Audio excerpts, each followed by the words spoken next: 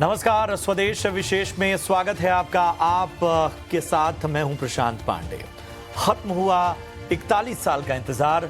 Space में भारत का astronaut पहुंचेगा दूसरी बार। जी हां, इंतजार लंबा था, लेकिन अब सफर ये सिलसिला लगातार बढ़ने वाला है। भारत के group captain Shubhanshu Shukla international space station की उड़ान इसरो के लिए कई अनुभव लेकर आएगी, जो भारत के गगनयान मिशन को कामयाबी की राह में ले जाने में बड़ा रोल निभाएगी।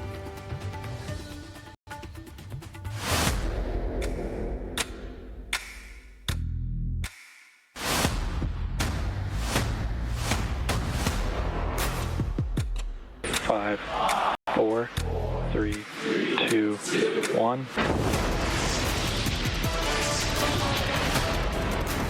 For three nations, a new chapter in space takes flight.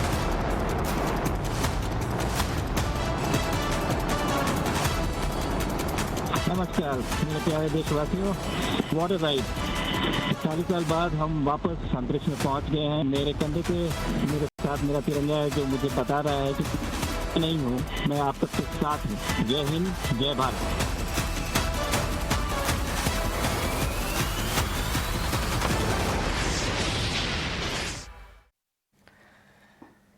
जी हाँ, जय हिंद जय भारत। और स्पेस से शुभांशु को सुनते हुए हम सभी का जो सीना है वो फक्र से फूला नहीं समा रहा है। और ये उपलब्धि, ये लम्हा अपने आप में भारत के लिए बहुत मायने रखता है। स्पेस की दुनिया में भारत ने एक बड़ी छलांग लगाई है। EXIM-4 मिशन के जरिए भारत ने फिर इतिहास रच दिया है। ये कमर्शियल स्पेस फ्लाइट है जिसे अमेरिका के Houston based private space company EXIM space ने लॉन्च किया। मिशन की लॉन्चिंग फ्लोरिडा के नासा केनेडी स्पेस सेंटर से हुई और इसे SpaceX रॉकेट के जरिए अंतरिक्ष में भेजा गया। इस मिशन में भारत ने भी हिस्सा लिया, और वो भी बड़े स्तर पर। भारत ने इस मिशन के लिए 550 करोड़ रुपए में एक सीट खरीदी। इस सीट पर भारत के ग्रुप कैप्टन शुभांशु शुक्ला सवार हुए हैं, जो इस मिशन के पायलट की जिम्मेदारी निभा रहे हैं। शुभांशु शुक्ला के साथ इस मिशन में 4 देशों के एस्ट्रोनॉट भी शामिल हैं। पोलैंड के स्लावोज अजनास्की, इसके अलावा हंगरी के टिबोर कापू और अमेरिका के अनुभवी अंतरिक्ष यात्री पेगी विट्सन इस मिशन को कमांड कर रहे हैं। मिशन में 2 एस्ट्रोनॉट्स को मिशन स्पेशलिस्ट के तौर पर भेजा गया है। ये मिशन न सिर्फ भारत के लिए बल्कि कमर्शियल स्पेस फ्लाइट्स की दुनिया में एक नया मुकाम है। भारत की ये कामयाबी बताती है कि अब हमारा देश भी अंतरिक्ष की रेस में तेजी से आगे बढ़ रहा है, और जो पूरी दुनिया में बदलाव है, जो एग्रेशन नजर आ रहा है, उस एग्रेशन में भारत का जो स्पेस अप्रोच है वो भी कहीं पीछे नहीं है। तो हम आपको इस पूरे आधे घंटे के दौरान समझाने की कोशिश करेंगे कि इस पूरे मिशन के मायने, भारत की इसमें जो पार्टिसिपेशन है उसके मायने, और ये जो पूरा कमर्शियल स्पेस वाला पूरा हिस्सा है, आखिर ये है क्या। आम दर्शकों को भी ये समझाएंगे, लेकिन ज़रा हम समझते हैं कि आखिर शुभांशु की इस यात्रा के, स्पेस यात्रा के मायने क्या है। मेरी सहयोगी निवेदना जुड़ चुकी है मेरे साथ। निवेदना, अपने आप में गौरव का पल, लेकिन आम दर्शकों के लिए बताइए इस पूरी यात्रा की अहमियत दरअसल है क्या।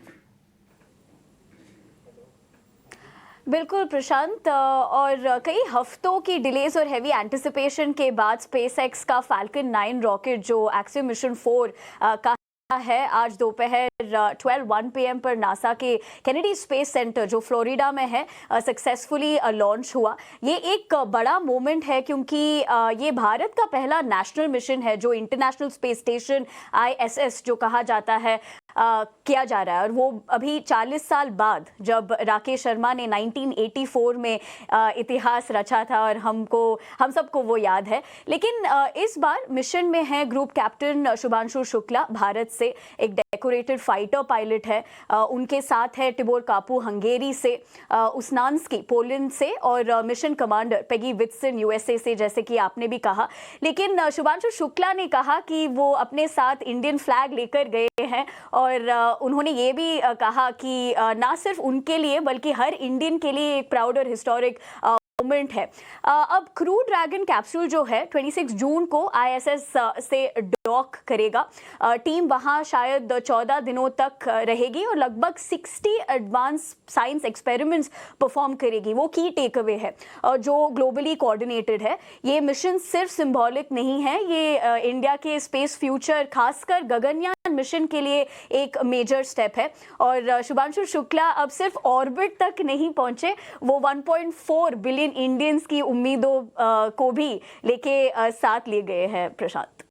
बिल्कुल, और बहुत ही अच्छे से निवेदना आपने बताया कि वाकई वो कहते हैं ना कि उमंगों से ये सीना फूला हुआ इस वक्त इसलिए है क्योंकि एक लंबे इंतजार के बाद जो तस्वीरें हम देख रहे हैं और जो मतलब शुभांशु की जो आवाज़ आ रही थी जब उन्होंने जय हिंद जय भारत कहा तो अपने आप में रोंगटे खड़े हो गए और हम समझ सकते हैं कि कितने मायने हैं।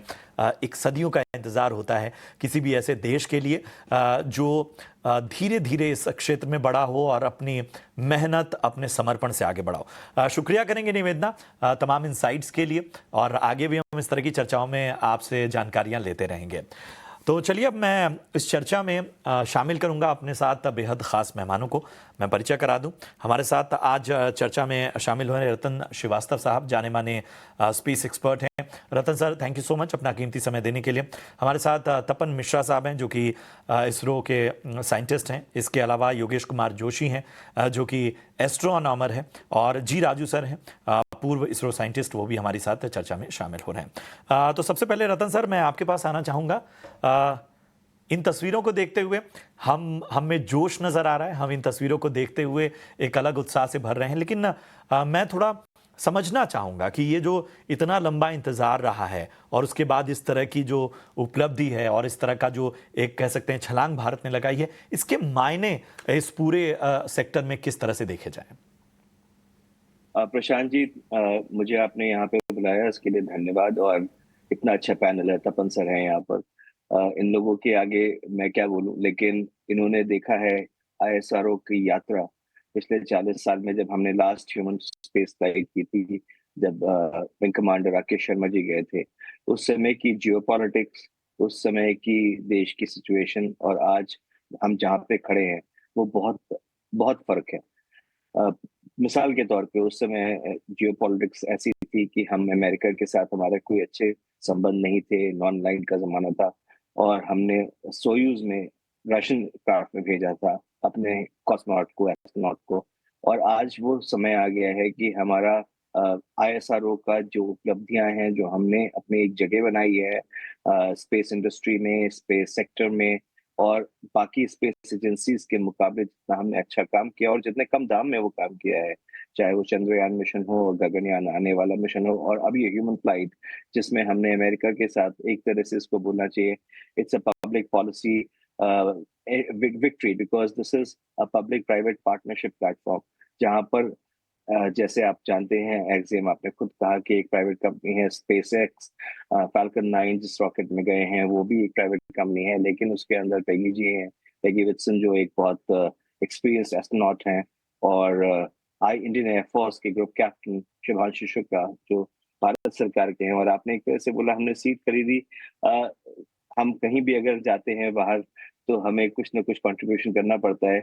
हमें इस तरह देखना चाहिए कि हम जो इसमें से लर्निंग्स लेकर के आएंगे, जो हमारे यहाँ पे एक्सपीरियंस होंगे, जो कि शुभांशु शुक्ला जी पायलट हैं इस मिशन के, वो हमारे आगे के गगनयान के मिशन में बहुत ही कामयाबी के लिए हेल्पफुल होगा।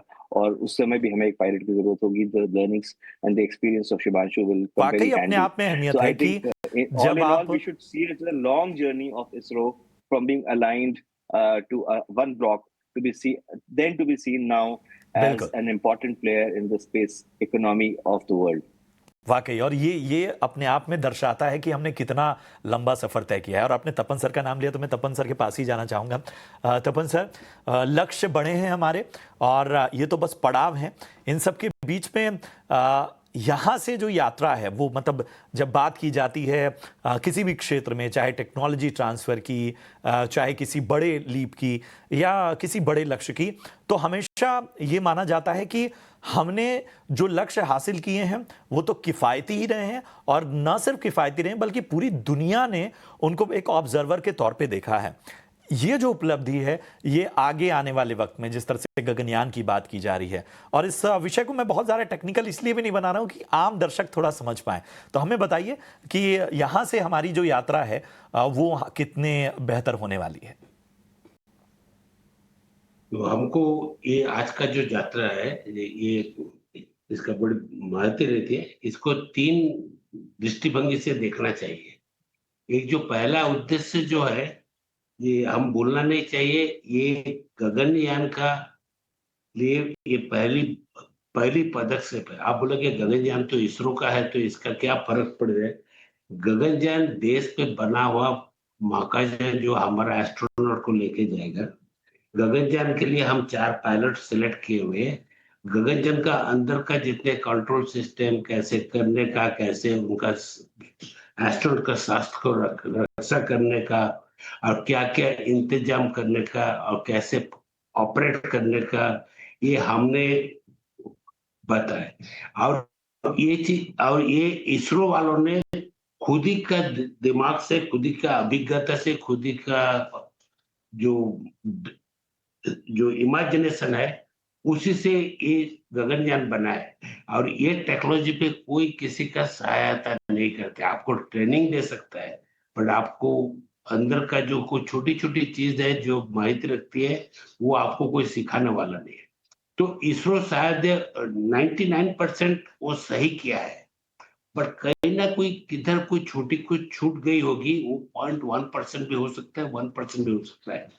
आज जो शुभ्रांशु शुक्ला जो हमारा चुने हुए 4 पायलटों में एक है, वो आज यात्रा कर रहे हैं, एक जो एक्सपीरियंस्ड जान से।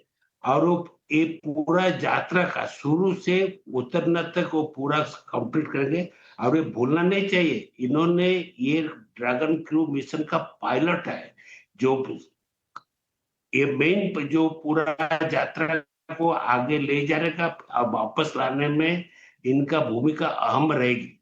और इनका जो अभिज्ञता होगी, हम उसी से, हमने कुछ जो छूट गए होंगे ना टेक्निकली प्रोसेस पे, वही मैं बात कह रहा था कि हम टेक्नोलॉजी ट्रांसफर का सहारा इसीलिए लेते हैं कि जो भी हमारी चीजें हैं वो और ज्यादा बेहतर। वो कहते हैं ना कि पैचेस अगर हैं, कोई ऐसी चीज है जहां पर ऐसा लग रहा है कि शायद यहाँ हम बेहतर और कर सकते हैं, तो इस तरह के अनुभव, इस तरह का तजुर्बा और इस तरह के पड़ाव बहुत मायने रखते हैं।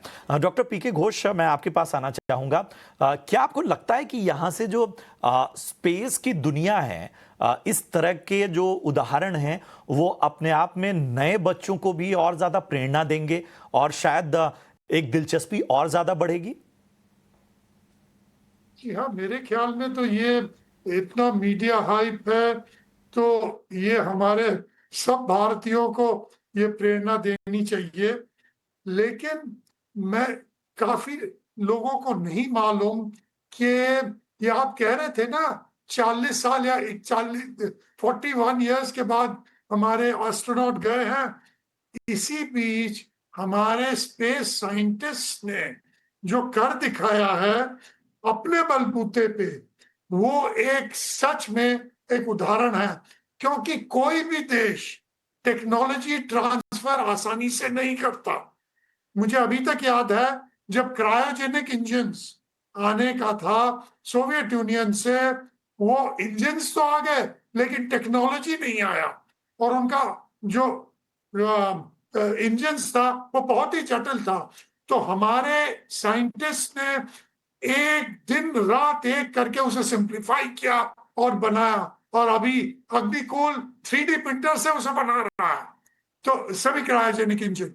तो ऐसे हम जो इस मकाम में पहुंचे हैं, वो केवल जिसे कहते हैं दिन रात की मेहनत करने के बाद अभी पहुंचे हैं। हाँ, मैं मानता हूं कि अभी शीतांशु शुक्ला अभी इंटरनेशनल स्पेस आएंगे, वो एक्सपेरिमेंट्स करेंगे, वो नेविगेटर है। एक्चुअली जब वो लेजर बीम लेकर डॉकिंग होगा, वो पूरा गाइड वही करेंगे। तो उनका एक्सपीरियंस हमारे दूसरे प्रोजेक्ट्स के लिए, गगनयान के लिए बहुत महत्वपूर्ण है।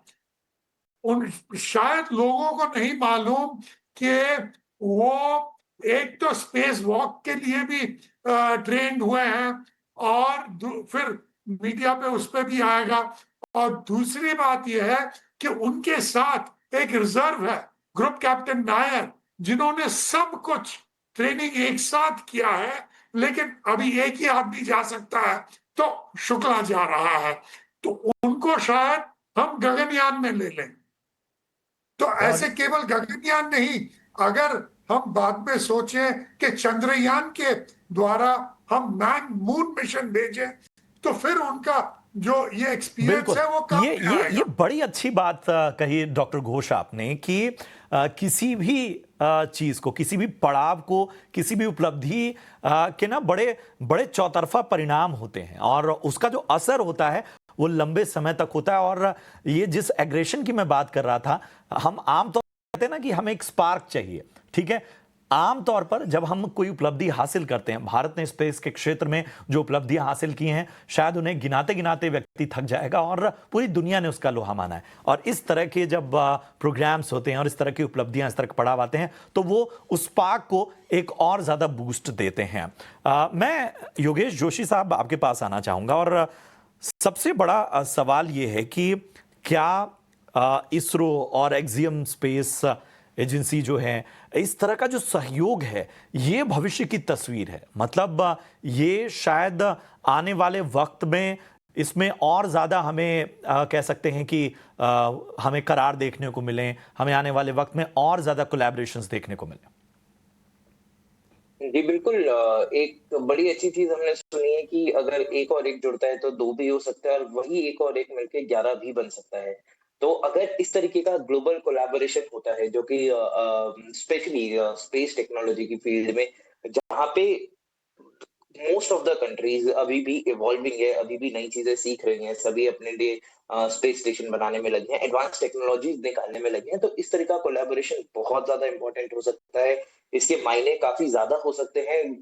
आप सोचिए कि आपने एक चीज सीखी है, एक दूसरे स्पेस स्टेशन के पास एक टेक्नोलॉजी है, आप टेक्नोलॉजी एक्सचेंज करते हैं, आप टेक्नोलॉजी ट्रांसफर करते हैं। हालांकि ये चीजें इतनी आसान नहीं है जितना आसानी से हम इसको कहते हैं कि टेक्नोलॉजी आप एक्सचेंज करते हैं, ट्रांसफर करते हैं, लेकिन आप एक साथ मिलकर कोलैबोरेट करके काफी कुछ अचीव कर सकते हैं, कम टाइम में ज्यादा अचीव कर सकते हैं। सही बात बोली आपने। मैं रतन सर आपके पास आना चाहूंगा क्योंकि आपके पास समय कम है, आपकी कमिटमेंट एक और है इसके बाद। हमें ये बताइए कि रिकमेंडेशंस आपकी क्या है, मतलब आपको क्या लगता है कहां और ज्यादा जो है वो थोड़ा एग्रेशन लाने की आवश्यकता है? देखिए प्रशांत जी, एग्रेशन और space, these things don't go together. Space बहुत ठंडे दिमाग से काम करने की चीज है और इसमें जहां तक हम ये देख रहे हैं कि जो एक नई शुरुआत हुई है इंडिया की स्पेस पॉलिसी के मुताबिक, इंडिया की स्पेस पॉलिसी में बहुत चेंज आया है पिछले 3 से 4 साल में। हमारे पास रेगुलेटर है, इन स्पेस है, हमारे पास फैसिलिटेटर्स हैं, NSIL है, और ये सारी एजेंसियां इसलिए बनी हैं क्योंकि ये पता हमें लग चुका है कि अगर हमें स्पेस सेक्टर में प्रगति करनी है, इंडस्ट्री को अगर आगे लाना है, कैपिटल लाना है, टेक्नोलॉजी लानी है, तो इसमें जो हमारी जरूरतें हैं उनको अगर समय से पूरा करना है तो उसमें private sector, public sector, government, तीनों का सहयोग जरूरी है। तो ये एक पैराडाइम शिफ्ट है, जैसे तपन सर हैं और बाकी पैनलिस्ट हैं वो सब जानते ही हैं कि आज से 10 साल पहले हम सोच भी नहीं सकते थे कि एक इंडियन इंडस्ट्री ISRO का पार्टनर बनेगी। वो वेंडर्स थे, आज हम पार्टनरशिप लेवल पे आ चुके हैं। यहाँ तक कि SSLV जो है वो HAL को ट्रांसफर किया गया है। HAL एक पब्लिक सेक्टर एंटरप्राइज है। तो मेरे ख्याल से अगर हमें आगे बढ़ना है और इस क्षेत्र में और उन्नति करनी है और स्पेस इंडस्ट्री और स्पेस इकोनॉमी को आगे बढ़ावा देना है, तो हम सबको मिल करके एक पब्लिक प्राइवेट पार्टनरशिप और एक ऐसा संयुक्त प्लेटफॉर्म पे काम करना पड़ेगा जहां टेक्नोलॉजी, कैपिटल और एक्सपीरियंस, इस बदलती हुई दुनिया में बदलते तौर तरीकों को अपनाया जा रहा है उसे और ज्यादा क्षेत्र में, और जैसा आपने कहा कि शायद हर स्टेक होल्डर की इसमें बहुत अहम भूमिका है। Ratan sir, thank you so much, आपने अपना समय दिया और आगे इस तरह की चर्चाओं में हम आपका समय लेते रहेंगे। बहुत बहुत शुक्रिया अपने तमाम इनसाइट्स के लिए। और आगे मैं चर्चा को आगे बढ़ाऊं, जरा शुभांशु शुक्ला की जरा उनके जो एक्सप्रेशन है, उनकी जो प्रतिक्रियाएं हैं वो सुन लेते हैं। नमस्कार मेरे प्यारे देशवासियों, वाटर राइड 40 साल बाद हम वापस अंतरिक्ष में पहुंच गए हैं और कमाल की राइड थी। इस समय हम 7.5 किलोमीटर प्रति सेकंड की रफ्तार से पृथ्वी के चारों तरफ घूम रहे हैं और मेरे कंधे पे मेरे साथ मेरा तिरंगा है जो मुझे बता रहा है कि नहीं हूँ, मैं आप सबके साथ हूँ।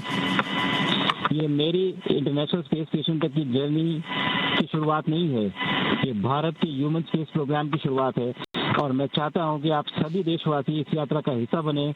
आपका भी सीना दिल से चौड़ा होना चाहिए, आप भी उतना ही एक्साइटमेंट दिखाइए। आइए हम सब मिलकर भारत के इस ह्यूमन स्पेस प्रोग्राम की जर्नी की शुरुआत करें। धन्यवाद। जय हिंद, जय भारत। जय हिंद, जय भारत। और ऐसा लग रहा है कि ये जो बाइट चल रही है, ये जो प्रतिक्रिया चल रही है शुभांशु की, ये चलती ही जाए। इस बीच हमारे साथ इसरो के पूर्व साइंटिस्ट जी राजू साहब भी जुड़ चुके हैं। Raju sir, thank you so much अपना समय देने के लिए। हमें बताइए, ये पूरा क्षेत्र आपके नज़रिए से आपको लगता है कि शायद हम एक बहुत निर्णायक मोड़ पे हैं? Yeah, this is a very, very successful. We are in the right track. We are competing, I should say, equal to many of the spacefaring nations. So we are in the driver's seat to some extent, I should say. We had a long way to go. But by this achievement, by trying to send our own person who is steering the one of the main tasks given to Shubhamshu Shukla is that he has to connect Dragon capsule with the ISS, International Space Station. It is not a small job, but it's a challenging job. I'm sure this is one unique, this is different from what our earlier Rakesh Sharma did. He was one of the passengers, but here he has to take care of even steering the, capsule towards connecting the ISS. So this is a very great responsibility given to us. And I'm sure by knowing his enthusiasm, capability, and interest, this will be successfully done. Thank you sir. मेरे पास समय कम है तो मैं एक सवाल के साथ तपन sir आपके पास आना चाहूंगा। भारत में रिसर्च और एजुकेशन के क्षेत्र में क्या कुछ किया जा रहा है? मतलब अगर हम समझना चाहें, मतलब मेरे ख्याल से बहुत सारे पेरेंट्स ये शो देख रहे होंगे, बच्चे देख रहे होंगे, तो हमें जरा इस बारे में जानकारी दें।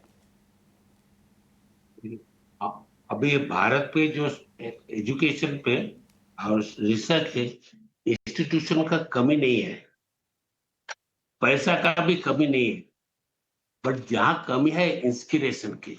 आज बच्चों को वही सलाह देना चाहिए कि आप भारत पर रह के भी आप बड़ी साइंस कर सकते, बड़ी टेक्नोलॉजी बना सकते। और इस मामले पे ये आज का यात्रा बहुत कामयाब होगी इंस्पिरेशन के लिए। मैं अभी भी याद रखता हूँ जो एक अहम बात आपने कही, कमी इंस्पिरेशन की है, कमी उस दिलचस्पी को जगाने की है। तो मैं इसी सवाल के साथ घोष सर आपके पास आना चाहूंगा। क्या वजह है कि मतलब ये जो इंस्पिरेशन चाहिए या जो एक बहुत ज्यादा रुझान चाहिए वो नजर नहीं आता? क्या अवेयरनेस की कमी है या इस क्षेत्र में अभी ऐसी कोई सी चीजें हैं जिसको शायद आम पेरेंट्स समझ नहीं पा रहे? नहीं, मेरे ख्याल में ऐसे मीडिया जो इतना एक्सटेंसिव मीडिया कवरेज हुआ है, तो ये तो प्रेरित करेगा ही बच्चों को कि हम एस्ट्रोनॉट बनना चाहते हैं, हम स्पेस साइंटिस्ट बनना चाहते हैं, हम स्पेस स्ट्रैटेजिस्ट बनना चाहते हैं। तो ऐसे जो इवेंट्स होते हैं, जो मीडिया का कवरेज है, वो बहुत ही अहम है और जरूरी है। और मेरे ख्याल में जैसे हम प्रगति कर रहे हैं, जैसे इसरो प्रगति कर रहा है, इतने सारे प्रोजेक्ट्स आ रहे हैं, वो और स्टेपिंग स्टोन्स हैं ताकि बच्चों को, आप बच्चों की बात कर रहे थे, वो प्रेरित हो ताकि इस लाइन में ज्वाइन करें और उनकी जरूरत बिल्कुल। और ये सबसे जरूरी है। अगर हमें इस क्षेत्र में एक बेंच स्ट्रेंथ बनानी है, अगर इस क्षेत्र में हमें नवाचारों का स्वागत करना है, हमें नई ऊर्जा का संचार करना है, तो शायद हमें और ज्यादा प्रेरणा से भरना होगा। बतौर एक जिम्मेदार मीडिया हमने कोशिश यही की कि इस शो को इंफॉर्मेटिव रखें, जरा बताएं कि आखिर ये पूरा क्षेत्र किस तरह से आगे बढ़ रहा है और किस स्तर का काम हो रहा है। मैं शुक्रिया करना चाहूंगा अपने तमाम पैनलिस्ट का, तमाम गणमान्य एक्सपर्ट्स का, घोष सर, इसके अलावा हमारे साथ जोशी जी जुड़े, राजू सर, आप सभी का बहुत बहुत धन्यवाद। हमारे साथ चर्चा में पीके घोष साहब भी जुड़े, इसके अलावा रतन श्रीवास्तव भी जुड़े, तपन सर हमारे साथ, ग्रेट इनसाइट तपन सर। तो सभी का एक अच्छा कंट्रीब्यूशन, तमाम इनसाइट्स और इस तरह की चर्चाएं हम आगे भी वादा करते हैं कि हम लेकर आएंगे और थोड़ा और डिकोड करेंगे। बहुत बहुत शुक्रिया आप सभी का इस शो में आने के लिए और अपना कीमती समय देने के लिए। स्वदेश विशेष में आज के लिए इतना ही। जय हिंद, जय भारत।